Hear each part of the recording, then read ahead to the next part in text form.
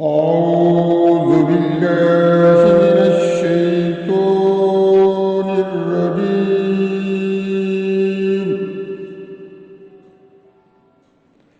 بسم الله الرحمن الرحيم.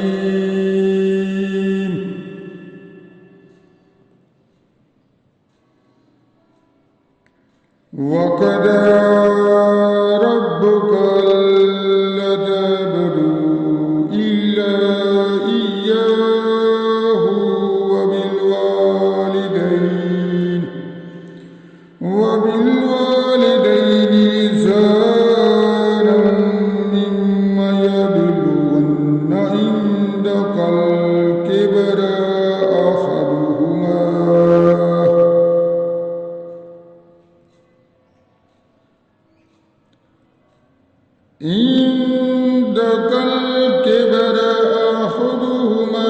أو كلاهما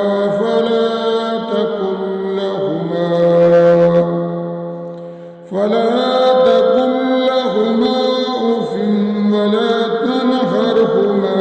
وقل لهما قولا كريما فاخفض لهما جناح الذل من الرحمة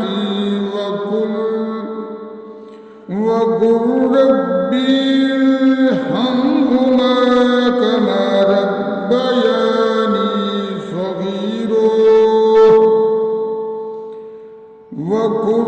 ربي ارحمهما كما ربياني صغيرا ربكم أعلم بما في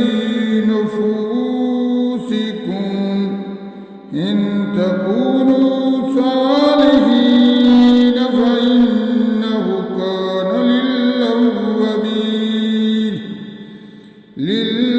للأوابين غفورا وآت ذا القربى حقه والمسكين وابن السبيل ولا تبذر تبذيرا إن المبذرين كانوا إخوان الشياطين وكان الشيطان لربه كفورا وإما تردن عنه ابتغاء ورحمة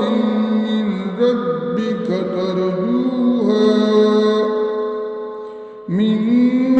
ربك ترجوها فقل لهم قولا ميسورا ولا تجعل يدك مغلولة إلى عنقك ولا تبسطها كل البسط فتقعد ملوما مسرورا إن ربك يبسط الرزق لمن يشاء ويقدر إنه كان عباده خبيرا بصيرا إنه كان بعباده خبيرا بصيرا صدق الله